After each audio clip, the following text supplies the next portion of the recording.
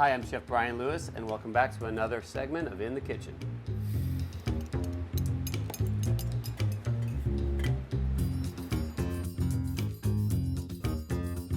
Today, I'm going to be making one of my favorite spring dishes, which is a beautiful pasta dish called Sachetti, a wild stinging nettle Sachetti, sage brown butter, breadcrumbs, and robiola fonduta.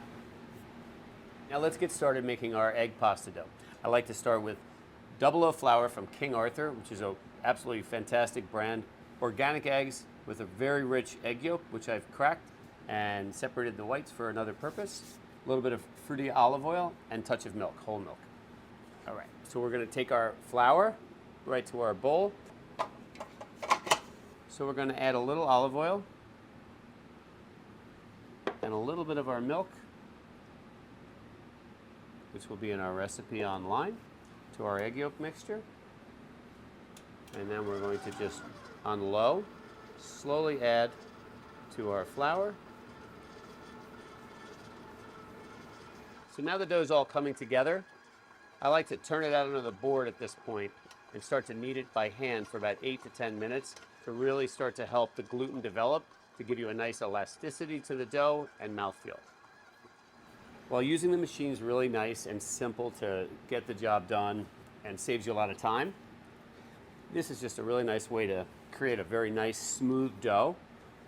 So we want to do this for about 8 minutes or so. Or if you're like me, you put your kids to work. My boys, Jude and Jax, absolutely love playing around with pasta.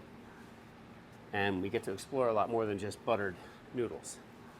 It's got a great feel to it, and I let it sit for about an hour covered with a damp towel, just at room temperature, or wrap it tightly and put it in your refrigerator for overnight if necessary. As our dough is resting, we're going to now make our wild stinging nettle filling. Stinging nettles are excellent, beautiful green that comes around in the spring, and I love to pair it with pasta. It's great in risotto, so let's get started. I like to start with a little bit of water and butter and just melt it together. We're going to add sliced shallots and sliced garlic. Always salting in layers as you go. We're going to add a little white wine. Reduce that down. Meanwhile, I'm going to take salted water and blanch my stinging nettles and then shock in ice cold water. Then we strain it, press all the liquid out, and then we are then going to add it to our shallot and garlic mixture. Freshly grated Parmesan, just a touch of heavy cream, fresh pepper, a little bit of salt. Bring it all together, and then we're going to bring it over to our Vitamix for a quick puree.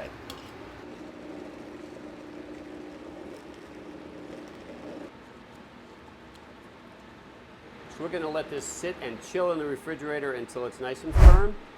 Put it in a pastry bag, or you can spoon it if you want. And now we're going to go make our pasta, so we have our beautiful wild stinging nettle Sachetti to enjoy. So now the fun part. Our dough is rested. We're going to cut it in a smaller ball, make it a little more manageable to go through our machine here. And you see it doesn't require a ton of flour, because it's just made quite nicely, so it's going to roll out and behave real well. So now our pasta's been rolled out, about half the size of your tray, and whether you're using an electric or hand crank, either one are fine. I always start at the highest aperture, and you want to roll the dough through each number twice. And I bring it down 1 to 2 numbers on the dial. And what you're doing is every time you're just slowly stretching and developing that gluten in the dough.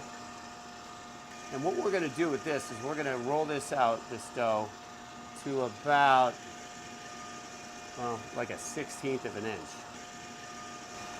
Absolutely one of my favorite parts of cooking is making pasta. And now I will cut it to make it a little more manageable. And all we're looking to do are create small squares, take our filling that we've made, and get to work making our sachetti. We're going to go ahead and take our squares and dot them with just a touch of water. If you have a clean spray bottle at home, that's nice to do as well. So we put our sachetti filling in a piping bag. If you want to use a spoon, you sure can, but I find it much easier in a bag.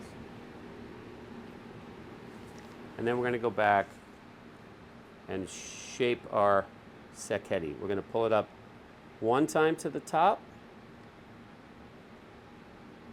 another on this side, right here.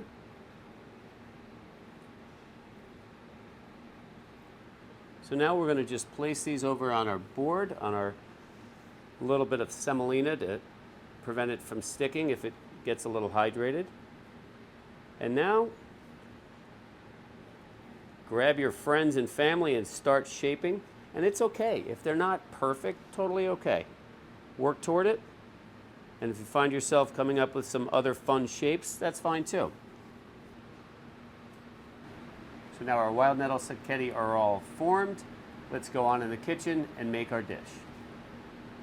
We're now going to make our robiola fonduta.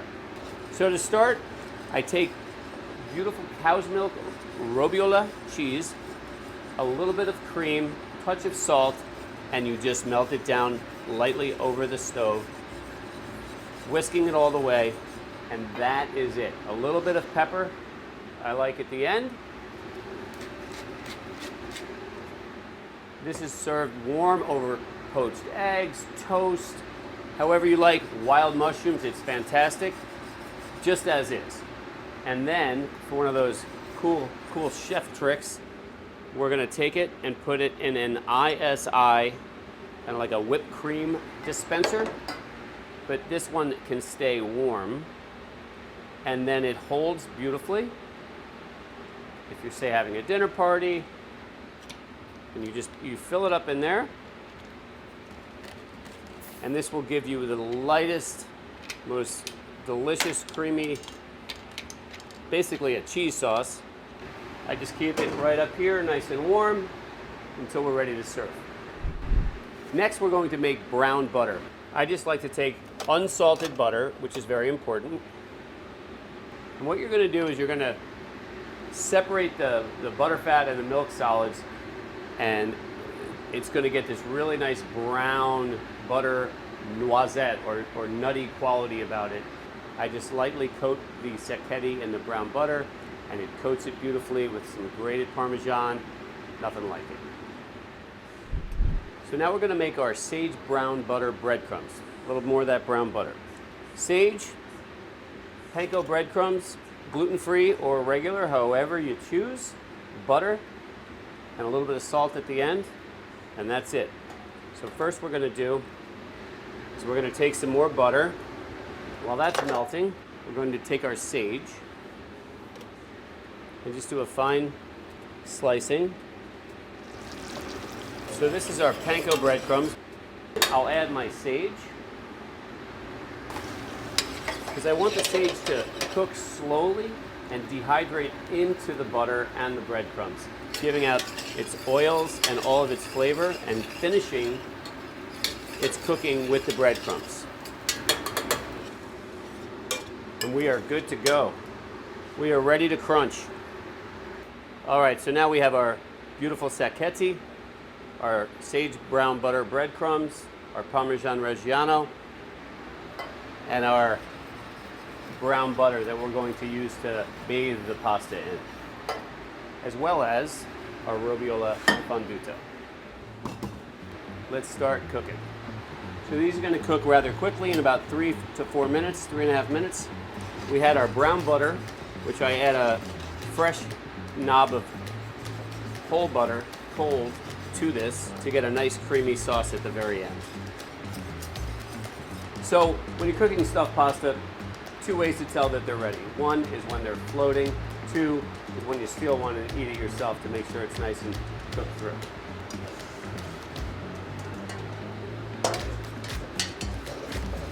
Just beautiful, just beautiful.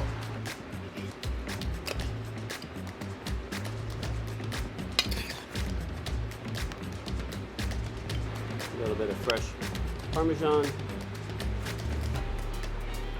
our sage breadcrumbs,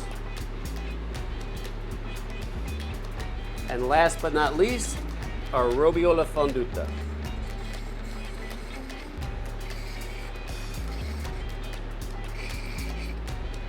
All right, now it's time to enjoy our wild stinging nettle Sachetti.